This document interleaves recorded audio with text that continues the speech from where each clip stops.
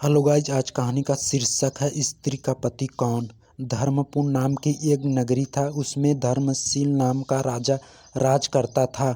उसके अंधक नाम का दीवान था। एक दिन दीवान ने कहा, महाराज, एक मंदिर बनवाकर देवी को बिठाकर पूजा की जाए तो बड़ा पुण्य मिलेगा। राजा ने ऐसा ही किया। एक दिन देवी ने प्रसन्न होकर उससे वर मांगने को कहा। राजा के कोई संतान नहीं थी इस उनके देवी के पुत्र मांगा। देवी बोली, अच्छी बात है, तेरी बड़ा प्राप्ति पुत्र प्राप्त होगा। कुछ दिन बाद राजा के एक लड़का हुआ। सारे नगर में बड़ी खुशी मनाई गई। एक दिन एक धोबी अपने मित्र के साथ उस नगर में आया।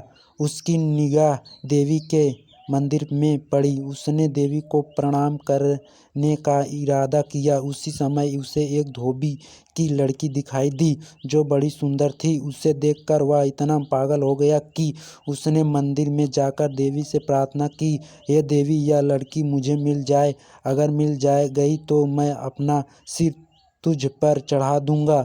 इसके बाद वह हर घड़ी बेचैन रहने लगा। उसके मित्र ने उसके पिता से सारा हाल कहा।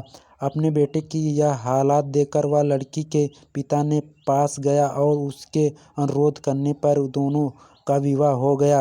विवाह के कुछ दिन बाद लड़की के पिता यहाँ उत्सव हुआ। इसी में शामिल होने के लिए न्योता आया। मित्र के साथ लेकर दोनों चले। रास्ते में उसी देवी का मंदिर पड़ा तो लड़के को अपना वादा याद आ गया।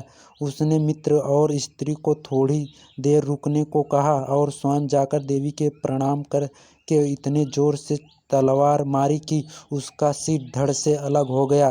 देर हो जाने पर जब उसका मित्र मंदिर के अंदर गया तो देखा क्या है कि उसके मित्र का सिर धड़ से अलग पड़ा है।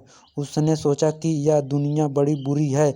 कोई यह तो समझेगा नहीं कि इसने अपने आप शीश चढ़ाया है। सब यही कहेंगे कि इसकी सुंदरता स्त्री को हड़पने के लिए मैंने इसकी गर्दन काट दी। इससे कहीं मर जाना अच्छा है। यह सोचकर तलवार लेकर अपनी गर्दन उड़ा दी। उधर बाहर खड़ी स्त्री हैरान हो गई कि तो वह मंदिर के भीतर गई। देखकर चकित रह गई। सोचने लगी कि दुनिया कहेगी यह बुरी और होगी, इसीलिए दोनों को मार आई। इससे बदनामी के मारे जाना अच्छा है। यह सोच उन्हें तलवार उठाई और जैसे ही गर्दन पर मारी चाही कि देवी ने प्रकट होकर उसका हाथ पकड़ लिया और कहा, मैं तुझ पर प्रसन्न हूँ, जो चाहो सो मांगो। स्त्री बोली, हे देवी, इस को जिला दो। देवी ने कहा, अच्छा, तुम दोनों के सिर मिलाकर रख दो।